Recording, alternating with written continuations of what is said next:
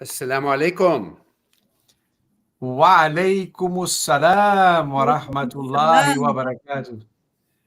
We are blessed tonight to have Dr. Feryal Salem, Associate Professor of Arabic and Islamic Studies at the American Islamic College, with us tonight. And we're also blessed to have one of my first Qur'ans, as you can see, one of my very first.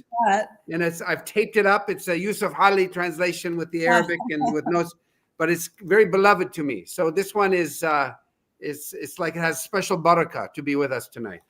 MashaAllah, look at that. That's really been read. Well, yeah, and reread, and I have others that are just totally falling apart, but this one I've taped up and I've so it's still whole. That is amazing. Yeah. Inshallah, we'll testify for you on the day of judgment. Inshallah, this will be with me. This will be given to my right hand, inshallah, that day. Inshallah. Yes. Inshallah. Yes. Dr. Israr wrote a little book. I think I mentioned it, Obligations Muslims Owe to the Qur'an. And so this is proof that you have fulfilled your obligation to the Qur'an.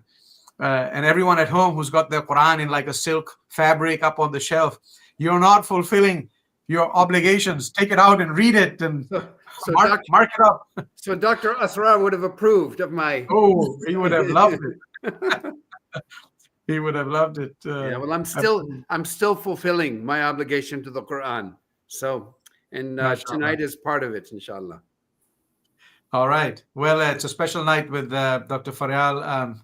Very nice to The mission and vision of the American Islamic College, to me, pretty much now synonymous with the work. I believe in the transformative power of education, and not just education that is informative, but in education that is transformative, education that really changes how we live. But I think that the Muslims of America need a place that they can come as a Muslim space. This is their space. It belongs to them.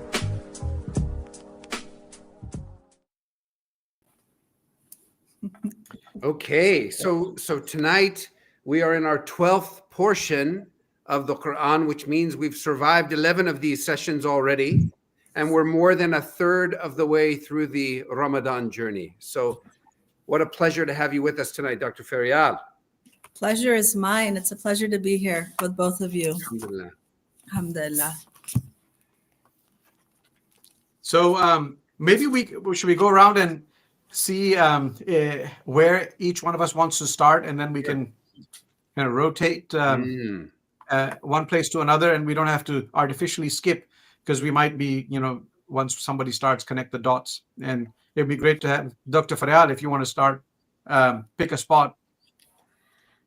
Yeah, so Bismillah, Surah Al-Hud, this is one of the 3 surahs that start with Alif Lam Ra. Mm-hmm. So it's very much connected to the surah that came before it, Surah Yunus, in which you see an emphasis on Allah's mercy, His rahmah. And this is what's highlighted in Surah Yunus. In Surah Hud, there's a hadith in which the Prophet said, Shayyabatni Hud, that the Surah Hud made my hair white, because of all of the warnings and the stories of the people of the past and the punishments that are mentioned in this particular surah of what they went through. And so, subhanallah, Ramadan reminds us that our acts of worship, that fasting is one of the great Abrahamic traditions of worship, and that kutiba alaykum as-siyamu kama kutiba ala alladhina min qablikum is the way fasting is described in the Qur'an, and that fasting has been written or prescribed for you the way it has been prescribed for those who came before you. And so Muslims really see themselves as a continuation of this Abrahamic tradition of fasting and worship. And what we see in Surah Hud is similarly this connection that Muslims continuously feel towards this tradition of revelation and prophethood. And for Muslims, this is when I was reading through this, I found that this is so very relevant to us as Muslims, because we see ourselves as integrated and interconnected to the stories of prophets and revelations and messages that came before. I don't know. What do you all think about this? So usually what we do is there a particular prophetic story in Surah Hud that really speaks to you? I think that that there's so many like interesting things that come up, and I'm tantalized by the reference both here and in the Surah Yusuf, our next surah, that this is the revelation from the unseen realm. Like these are like signs coming to us from the unseen realm. And so is there something there in Surah Hud that really kind of leaps out to you, Dr. Feryal, that you think we should discuss? Yes. So my favorite part of the surah is the story of Prophet Nuh and his son. Good. Yeah. Why don't you take us there? Yeah, let me find the exact verse here. On 25, maybe? No, it's around 40, and there's the famous Madireha wa Mursaha. Haha. Yeah. حتى إذا جاء أمرنا وفارت النور قل نحمل فيها من كل زوجين اثنين وأهلك إلا من سبق عليه القول ومن آمن وما آمن معه إلا قليل. So at length, behold, there came our command, and the fountains of the earth gushed forth. Right. We said, embark therein of each kind, 2 male and female in your family, except those against whom the word has already gone forth. And the believers, but only a few believed with him. So he said, embark you on the ark in the name of God, whether it move or be at rest, for my Lord be sure of forgiving, most merciful. So the ark sailed with them on the waves, towering like mountains, and Noah called out to his son, who had separated himself from the rest, O my son, embark with us and be not with the unbelievers. And the son replied, I will betake myself to some mountain. It will save me from the water. Noah said, this day nothing can save from the command of God, any but those on whom he has mercy. And the waves came between them and the sun, was among them who were drowned. So this particular portion of Surah Hud stands out for me because we see that righteousness and piety is not connected to who you're related to. This is someone whose father was a prophet, and yet even the father was not able to save his son from disbelief, and his son disbelieved in his own father.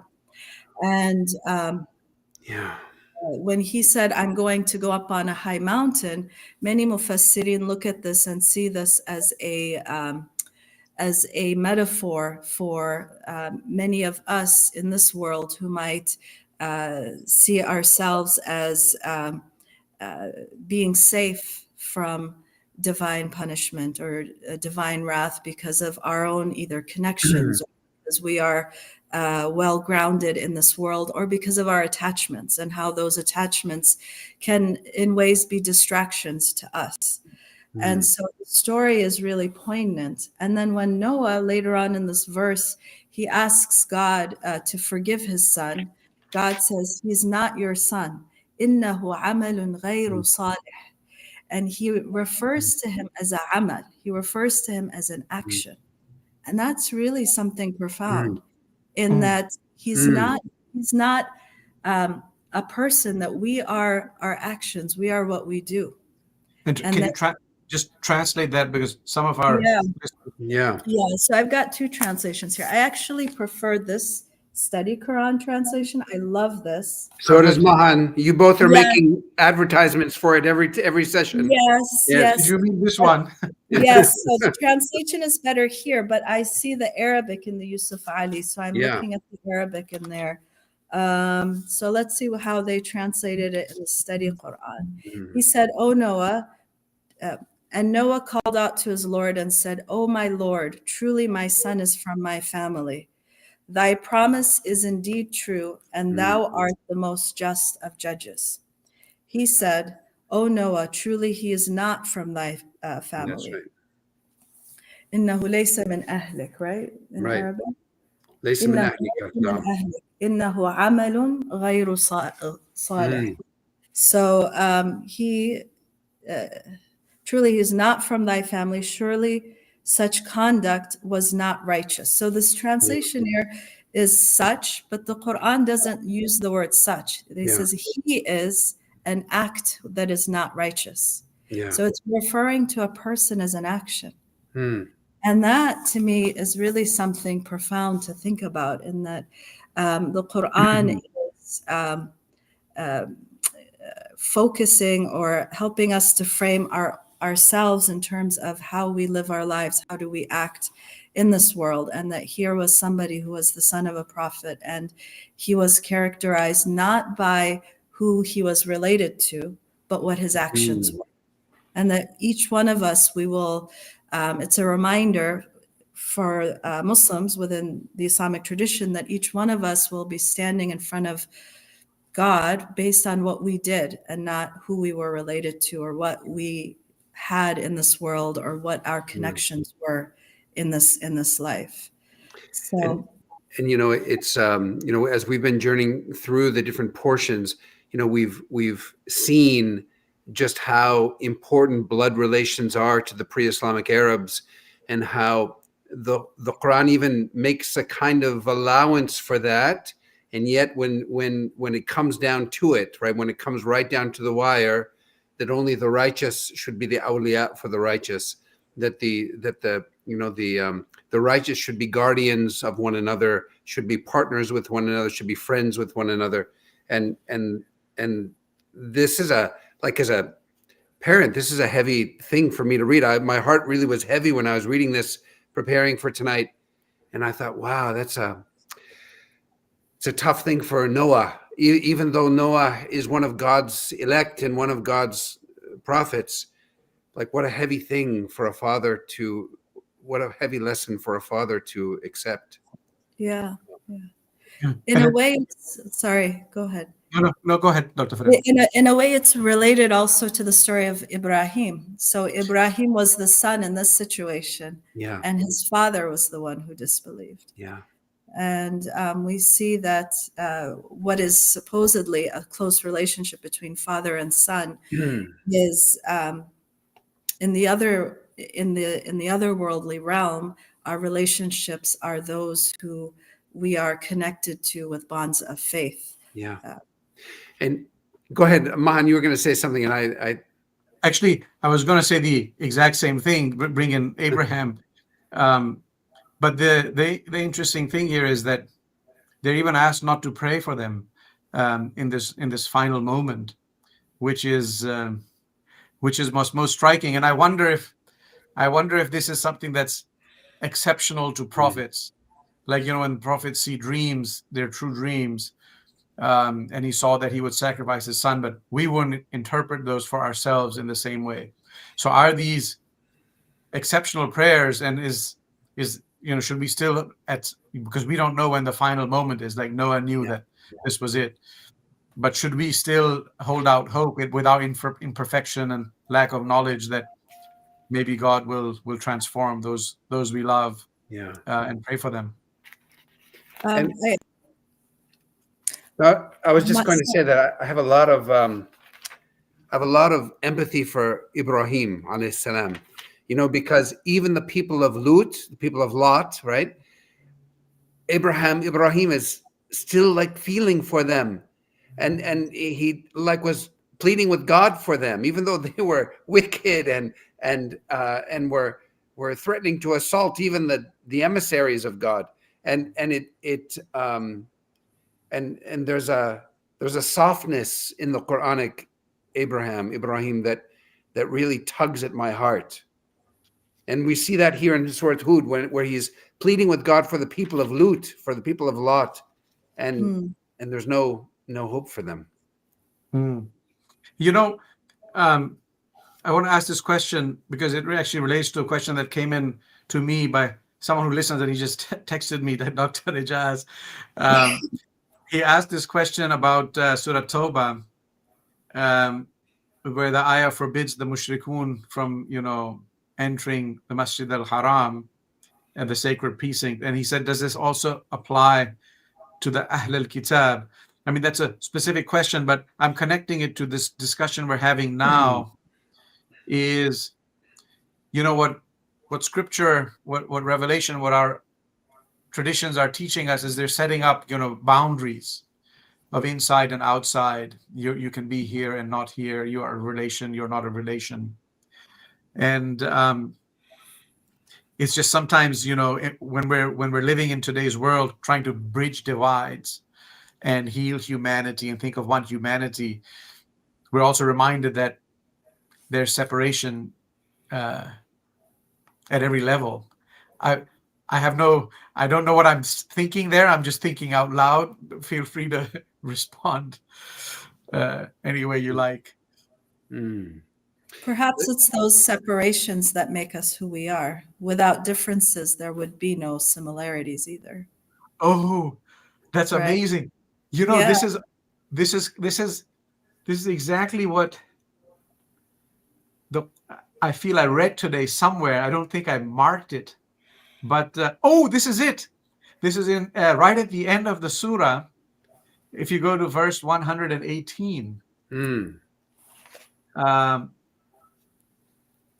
is that it goes to 118, right? Yeah, that's right. 118.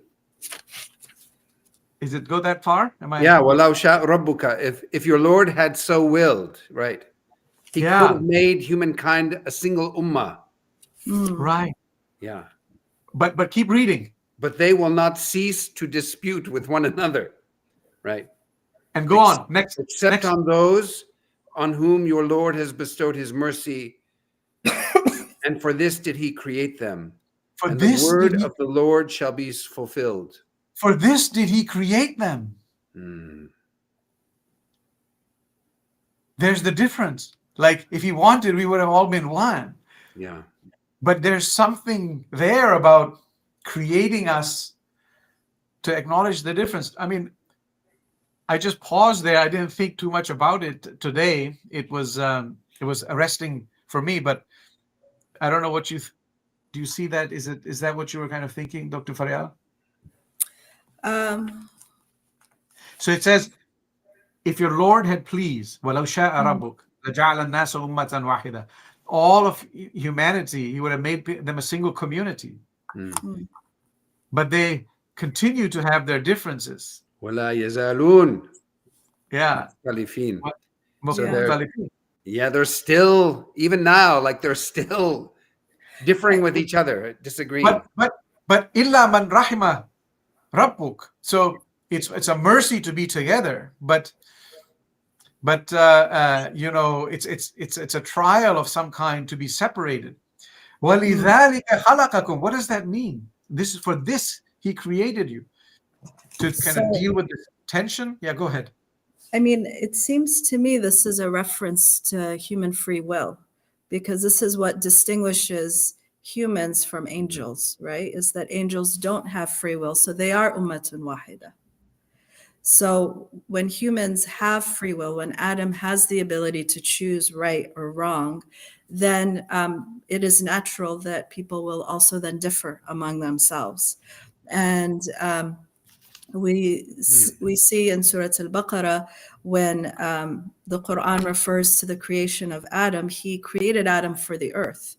So he didn't create Adam to be like the angels. He created Adam and humanity to have the ability to choose right and wrong. And then at the end on the day of judgment, people will be judged based on how they acted, how they lived their lives. That's part of being able to differ, is having the ability to choose freely. Yeah.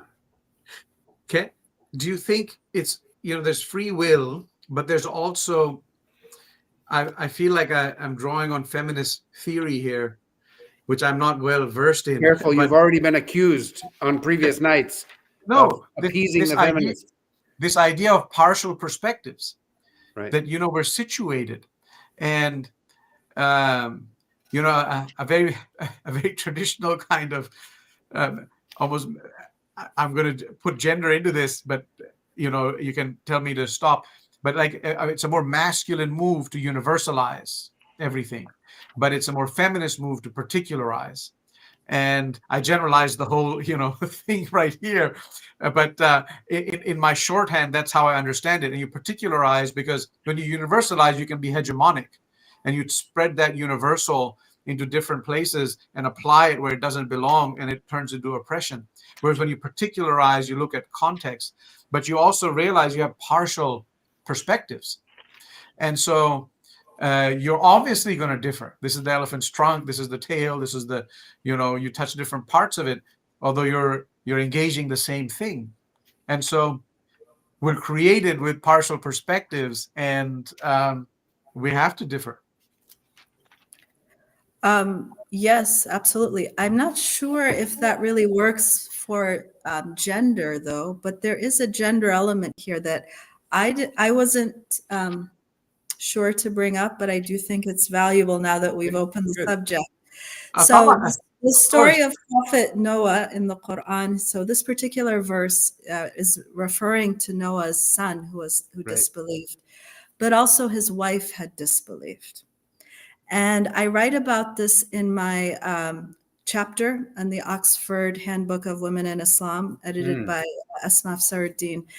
And when you look at the end of Surah At-Tahrim, we see that the last 2 or 4 verses of Surah At-Tahrim use 2 women as examples of virtue and piety for all of humanity, and 2 women as examples of virtue and piety and 2 women as examples of the opposite, of vice for all of humanity, in which humans should avoid this kind of behavior. So the 2 women that are here are the wife of Pharaoh, Asiya, and Maryam, and then the 2 women are the wives of Noah and Lot. Now, what's interesting here is that the Qur'an does not put them up as models for, here are women for other women. Here are models of piety for all of humanity. And both of them were good or bad despite the men in their lives. And so Asiya is good because she disobeyed her husband. She defied her husband, who was the Pharaoh. Maryam is good without ever having a husband, right? She was Maryam before Isa even existed. And Isa is Ibn Maryam. He is honored son of Maryam. And similarly, the wives of Lot and Noah are examples of vice to all of humanity, not just for other women. And despite being the wives of prophets, they were very much the opposite, which is a reminder also for men and women that each individual has their own value, independent value in front of God, and that God judges both men and women equally and independently of one another. And so a woman is not judged based on who she's related to or who her husband was, but that her acts of worship are both equal and completely independent of her husband, her brother, her father, all the men in her lives.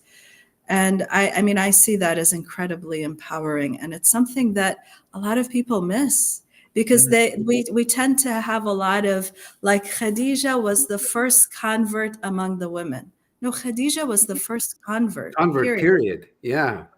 But you read a lot of these books, especially in Arabic, and this framework of thinking is so ingrained that people internalize, that people don't really even realize that they're making these kinds of paradigms of Muslim women. So when a Muslim woman is pious, she's used as a model for other women. But when a Muslim man is pious, he's displayed as a model for all of humanity.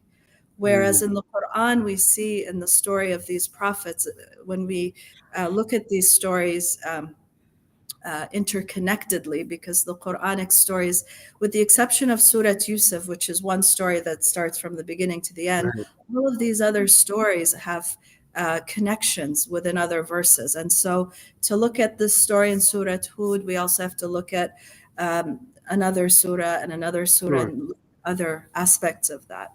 And so in terms of gender, I think that is an incredibly important point here that is often forgotten and missed. Yeah, no, thank you. So basically, in summary, vice and virtue in the Quran are not gender exclusive. Well made and well taken. It's a good point. I just want to circle back to your earlier point, Feryal, that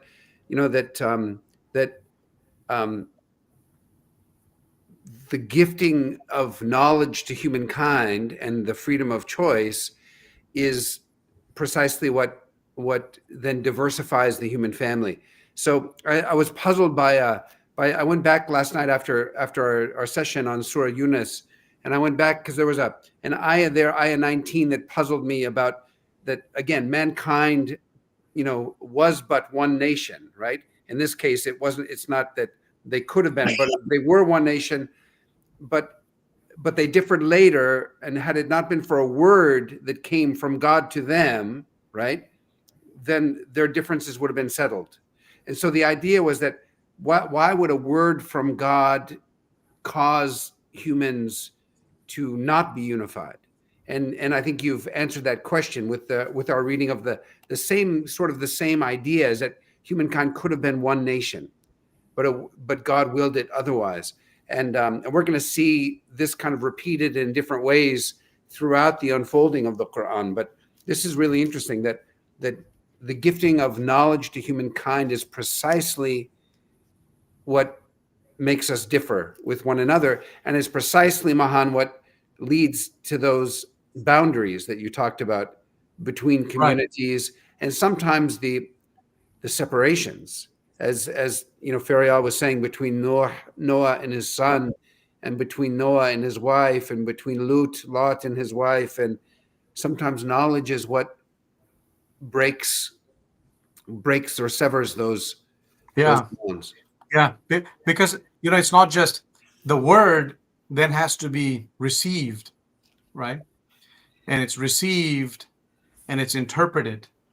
But again, it's interpreted from partial perspectives. And so you're going to have the difference. And this is how we've been created. And this idea of, virtue and vice for men and women, that was beautifully put. It actually reminds me of the ayah that we flew over in Surah Tawbah. So I'm not going to take us back.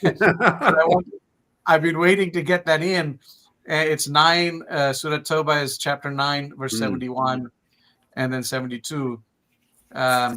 It's just a beautiful verse which says the believers, both men and women, wal mu'minuna wal mu'minat. You'll just say mu'minun, and on the principle of taghlib, just kind of being inclusive for both genders. But here, just so there's no doubt, the believers, men and women, mu'minun wal mu'minat, ba'duhum awliya'u ba'd, they support each other.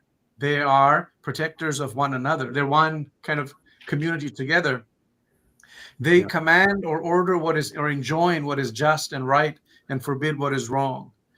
It's not just the men. It's a community together, comprising of both.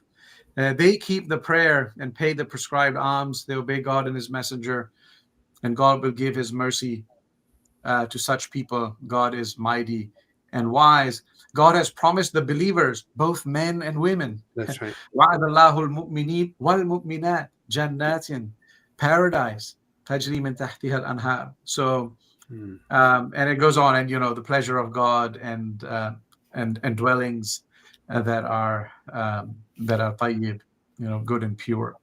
So that's equal pay for equal work, huh? Yes, that's right. Established in the Quranic principle. Yes, but sister, only in the next world, sister. Only in the next world, sister. Be You have to patient. do that, Dr. Be Timothy. patient, What are you doing? People will interpret this joke as, what's in your mind, really. We got. Well, these are we're- Quranic principles, is that the reward is the same whether you're male or female. في الآخرة. That's In the equal next pay world. for In equal the- work. Yeah. So I want to ask something. I know we're already half an hour in, Yeah. but you can stop me and go somewhere else. Okay. But this verse that you picked, Dr. Feryal, of the Noah and building the ark and taking the animals, pairs of all of them, and the sense that everything else is wiped out and it's a new beginning, almost like a new Adam of sorts, repopulating the earth. And then in the beginning of the surah, let me go to its verse number 7. It is he who created the heavens and the earth in 6 days. All right. And his rule extends over the waters. Yeah. وَكَانَ عَرْشُهُ عَلَى الْمَاءِ. And the purpose of this, لِيَبْلُوَكُمْ, right? So that he may test you. And it's a trial. And underneath it comes, you can see the trial aspect a couple of verses down in 9. And then it comes back to the mercy theme that you raised from the previous surah. But you see it's here, but it's said in an interesting way. How desperate and ungrateful man becomes, al-insan, the human being, becomes when we let this human being taste our mercy, Yes. Yeah. but then withhold it. And so, one would wonder that when we withhold it, he becomes ungrateful. Innahu la ya'usun kafur, right? He becomes ma'yus, like in despair and withdrawn, and so the point that the person missed, I suppose, was that the mercy was a test and its removal was a test, and he should be grateful in both conditions, and that is the real mercy, that he's able to have this. But within this whole theme, my question to both of you is, do you feel like some of this is, if I can put it this way, and you change the words, mythological, like his 6 days, his throne is on water, and the animals, being gathered by Noah, and how do you see these things? So Imam Ghazali, in his Faisal al-Tafriqa, I believe it's in his Faisal al-Tafriqa, or maybe he has a Risala fi al-Ta'wil. I'm not sure which one it is in. I'd have to check. But it's Imam Ghazali who writes that in verses in which a literal outward meaning is impossible, like God having a literal hand, like a human hand, then it is fine to do ta'wil. And he's speaking to the early Ash'aris who really, and of course the Ahlul Hadith, the Hanbalis, who were really averse to doing any sort of ta'wil of these verses. No, we have to translate words like ta'wil, because not everybody with us may be following the Arabic. Okay, so ta'wil is interpreting metaphorically. Now, it is possible that the verse also, you don't have to interpret metaphorically, because the day ayyam or yom could mean 6 periods of time. It doesn't have to mean 24-hour increments. So it could be a metaphor for 6 phases. It could be a metaphor for it could mean other things. We have the day is interpreted as being of different lengths also in the Qur'an and other verses. Is it 50,000 years? One day is 50. And Allah, yeah. Yeah, and Allah. So with God. With God. So in that case, one is technically not doing ta'wil, which is a metaphorical interpretation of an outward word, but they're simply saying that this word is a homonym that has many different meanings, and we're choosing a different meaning while you're focusing on the common usage in colloquial language. That would be one response to that. So I do think, though, I think the word mythological is problematic in that it implies a falsehood that to a believing Muslim reading the Qur'an would be something that they would be averse to as a believer. But I would say perhaps one could interpret it either metaphorically, or rather than saying this is a metaphor, one could say that there are other meanings for the word yom, because for God, interpreting these things literally, like that God has a direction. This is an issue that was debated. If God is above his throne, then is he below it? So that's literally having a direction. But Noah's bringing the pairs of animals is not necessarily something that we would have to resort to ta'wil or to metaphorical interpretation, because Noah is not divine. So he's in history and is different from the unseen realm. Right. So through the empowerment of God, who is omnipotent, Noah could do what he did. But anything that would delimit God's power is then impossible, according to interpretations from mainstream Ahl Sunnah theologians. But I think Imam Ghazali also says that, whenever we have human words that are referring to things that are outside of space and time, right? Those words are just pointers. Those words are just signifiers. So he says even the word angels, like we use that, we think we know what it means, but he says most people have no idea what that even means. And we know that, for example, that God taught by means of the pen, in the very first revelation. So some interpreters understand the pen to mean the angel Gabriel, or it could mean this or that. But whenever we're using a worldly term to refer to something that is outside of space and time, it almost has to be metaphorical. And so like and then the waters reminds me actually of the book of Genesis, because before the creation, God's spirit hovered over the waters, right? And so there's a resonance there between this verse in Surah Hud and the book of Genesis with regard to the creation, and that the throne is over the waters. And so the throne has to mean something. And it certainly has to do with God's lordship and God's power, but it can't mean, it can't mean a chair, right? And so. Okay. Or do we say it can't mean a chair, or do we say we don't know? Bila kayf.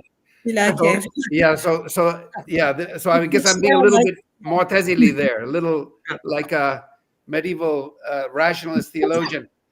Sure, if God says God has a hand, then God has a hand. I just have no idea what that means, or I accept it, right? Or if God has a face, I don't expect it to be like my face, but I accept it because God said it, right? And God has a throne. In this case, God has a throne. We just have to accept it. But in the rationalist side, and Imam Ghazali, I think, was sympathetic, let's say, to the rationalist side. I think he might venture to say that, well, only God knows what that really means. We don't think it means a throne like we're used to. Yeah. And remember the Ash'aris of the Mutaqaddimin and the Mutaakhirin shift their position on this because of Ghazali. So not only do the Mu'tazilites take on using metaphorical interpretation more commonly, so do all the Ash'aris that come after, the Ash'aris that follow the Razian model coming out of Ghazali's shifts that he brings about. And so Fakhruddin al-Razi will say, yes, God's hand, Yadullahi fawqa aydihim, means that God is supporting them. And they will God's hand is over their hands in the pledge. Yes. that means God is supporting them. He doesn't have a hand sitting Right, over their head. right. And so you find that these interpretations become mainstream among the Ahl Sunnah after Ghazali and Razi. So there's that century between Ghazali and Razi. And you find that this form of following the Razian school is really established during the Ottoman madrasa system, as well as you find it in Central Asia during the Timurid educational system, as well as the subcontinent before the 1800s and the educational shifts that come about after maybe the 1850s as a form of resistance to British colonialism. But that was mainstream among the Ahl Sunnah, was to interpret those verses metaphorically. Metaphor. That's great. Can I ask one more question on this? Yeah. On this. So, like you said, Dr. Timothy, that his spirit hovers over the waters. In the Psalms, there's a line that says that God sits enthroned over the flood. And so, you've got the throne, it's over the water, but it's a flood. And in as far as mythological motifs are concerned, and by mythology I don't mean false. I'm using it in kind of the sense that comparative mythologists use, like truths that are metaphorical.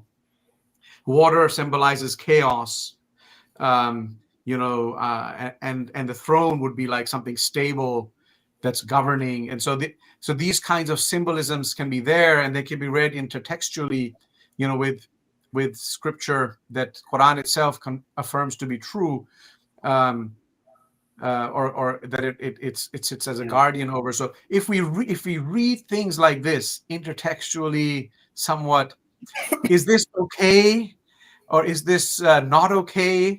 Yeah. I think it's okay so long as we have the epistemological humility to say, well, this is my idea of what it means, but God knows best. And I, for example, for me, the water doesn't symbolize chaos. The water symbolizes life. And we know cosmologically that the presence of liquid water, these are the planets on which we expect to find life.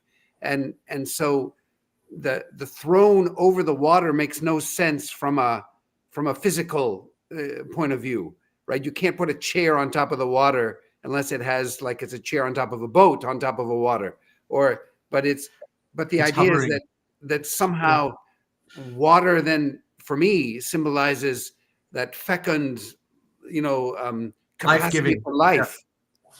Or I wonder if it's also just a symbol of God's power. So when Jesus walks on water, what's phenomenal about that is that he doesn't have to touch that water. So having a throne on water is a manifestation of God's power, because he doesn't need anything to lift that throne. So I think it's a beautiful way of describing God's omnipotence and his power. Okay, this is great. Thanks for engaging that so nicely. Okay, let me remind us, we're at 9:42, so we are at 42 minutes after the hour. We still haven't broken into the surah of the most beautiful story, or the best of stories. So can I ask your indulgence to allow us to at least open the door to Surah 12, Surah Yusuf, which also begins, as you noted earlier, Dr. Feryal, with Alif Lam Ra. Yeah. This is a favorite surah for many people, because it's a story first. It's chronological from beginning to end, but there are so many spiritual lessons in this story. Yeah. And it's so easy to recite and memorize and learn because it's chronological. And there's so much that could be said, but considering the limitation of time, I'll say one specific thing that I really thought about when I was looking at the surah. So the surah, in summary, is about a pious person, a good person who had to leave home because of the envy of his brothers. And then he finds himself in the house of Aziz, whose wife tries to seduce him, and he protects himself from this. He rejects her advances, and as a result, he is imprisoned, and the story continues.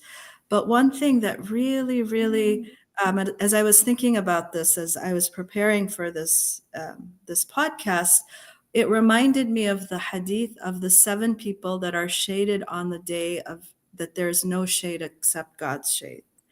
So one of those is a person who has been approached by someone from the opposite gender and has been tempted, but who resists temptation in that way. So that's one of the 7 people. And in societies today where people are free to do anything they want, the capacity to resist sin and temptation takes an incredible amount of self-control, self-discipline, and also piety, belief in God. So if in societies where you had communities where it's more difficult to sin, someone is rewarded in this way, my understanding would be that in places where it's so easy to sin, that a person is rewarded even at a much higher level by God. And we were discussing this in another class the other day, in which one of the signs of modernity, and I believe it was one of the leftist thinkers, it may have been Karl Marx who writes about this, but one of the signs of modernity is that people were leaving their villages in Russia, for example, where everybody knew each other and they had a support system and a network of people. And, being around people helps you have accountability and be a good person, be an ethical person. And then they find themselves in St. Petersburg or some huge city in which nobody knows them, and they're just an anonymous individual, and there's no accountability. And there are immense pressures of earning a livelihood and being in the world.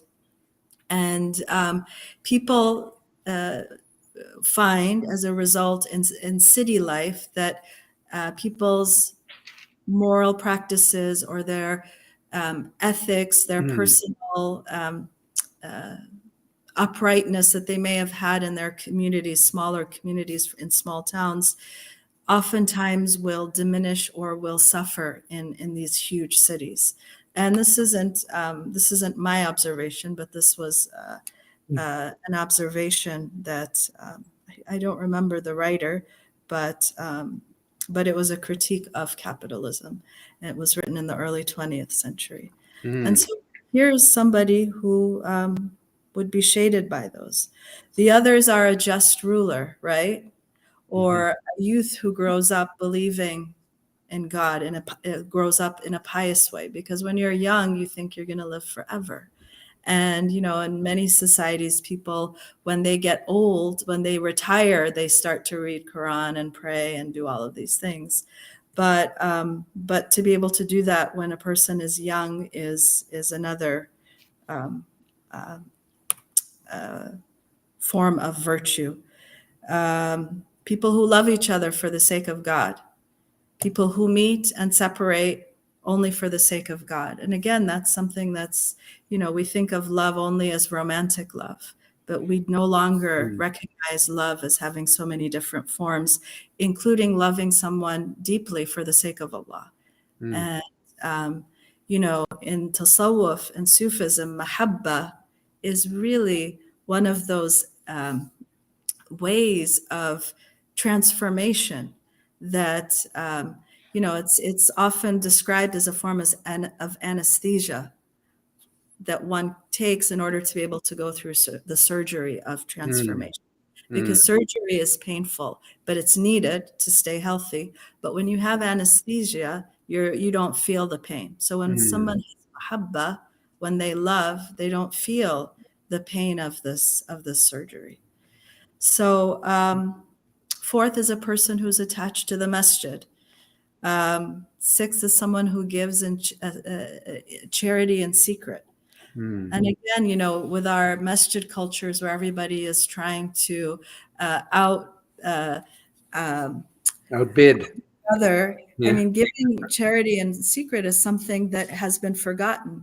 But I was reading how in Ramadan, one of the Ottoman traditions, for example, is two of them. One of them is that they would have soup kitchens for the needy to Yeah. break people's iftars every day. There would be places where people could come and eat. But the person who is scooping the food would not look at the face of the people who are bringing the plate. First, to not embarrass them. And second, because the person who's scooping the food at night that day might run into that person later in the daytime. And that person would then feel shame that they came in need to this place.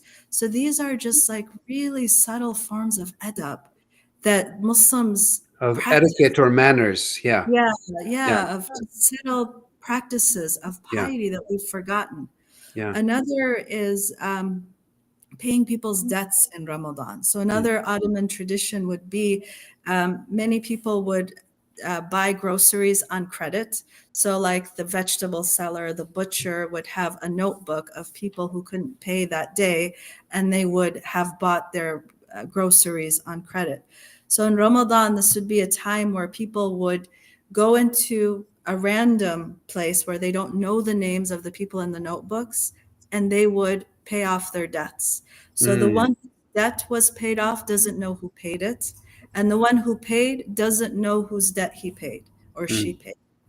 And these were just beautiful ways that Muslims practice anonymity and giving charity and doing good. Today, it's like we have to put it on Instagram and we've got to, you know, publicize it. But, you know, yeah, so those are one of the, and the seventh is someone who remembers Allah in private and cries. Because it's easy to cry when you're in public around people because everyone's like, oh, Feryal is so pious. She's crying while she's praying. But to do that in private takes sincerity. So this surah, as I was reading it, really, it reminded me of these acts of virtue that for me, I would love to emulate. And I hope that I would at least have one of these seven Inshallah. on the Day of Judgment. And you know, the reassuring thing here for me, as we read that, going back to Yusuf's, you know, his ability to resist, right, the wife of the nobleman who had purchased him as a slave, is that you know, she desired him and he desired her, right? Except God kind of helped him. God bailed him out. So Yusuf got some help here, and that and so in this way we read that, and in this way we turn away the evil and shameful deeds, right? And we did that, and so that, you know, for those of us who are struggling in this dunya and struggling in this world, that help is available. And one of the beautiful things about this passage in Surah Yusuf about was that, you know, he's very human, right? Yeah. The attraction was real and it was mutual, and God helped him, and then he got to a place where he, you know, was able to say that prison is more dear to me than what they are calling me to do. And but in his weakest moment, God was there for him to remind him. That's one of my favorite parts of the surah too. It's also really subtle. The word used is burhan. Yeah. And I'm trying to remember, I think there's a hadith was sadaqatu burhan, but I have to go back and check it. Yeah. But what it indicates is, what it symbolizes for me as I read this is that burhan, which is a light, comes from the good that we do in our everyday lives. In Turkish, there's an expression like if you almost got hit by a car or some tragedy almost happened and it was averted from you, they say verilmiş sadakan vardır, that you must have had a sadaqah, a charity that you gave somebody. Wow. Meaning that when you do good for other people, that you find that God then protects you, or he'll send an angel to prevent you because of the good you did to another person. So the So virtue becomes your ally. it It becomes becomes the like your, light. So yeah. in this situation, the burhan was the light. So it gave him light, even though he had shahwa, he had desire for Aziz's wife, but the light overcame that desire because he was a good person, a worshipful person, a believer before he found himself in that situation. Yeah. That's beautiful. That's a beautiful way of reading it. Yeah. Okay, so Dr. Feryal, you were wondering how we would fill an hour, and we've just filled one. So Okay. we're at 54 minutes past the hour. Yes, we are.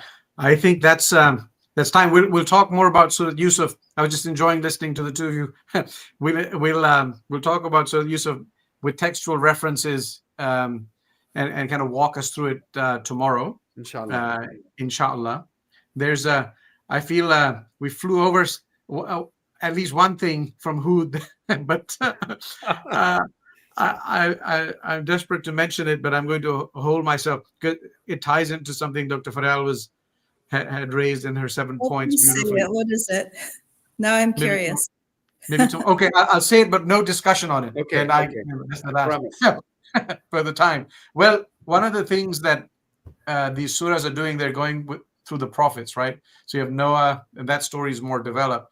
But then a few lines on, his son, and then Ad, and then Hud, and Thamud, and Ibrahim, and Lot, and Madian, and Musa. So this is just in Surah Hud. And one of the refrains in each of these is, "Oh, my people, I ask you for no wealth in return." Right. Like this is one of the arguments that the prophets are making. It gives them a kind of, which is, it gives them a kind of a standing.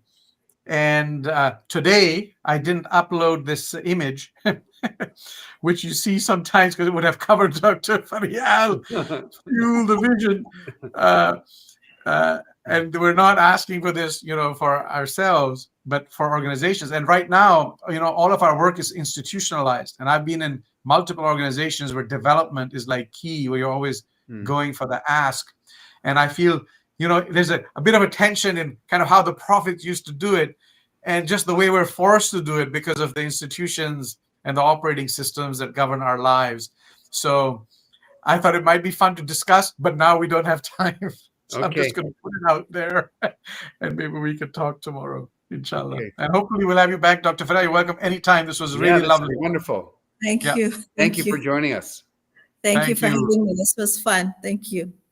Okay, thank you so much. Have a lovely evening. Okay, everyone. Assalamu alaikum. Assalamu alaikum.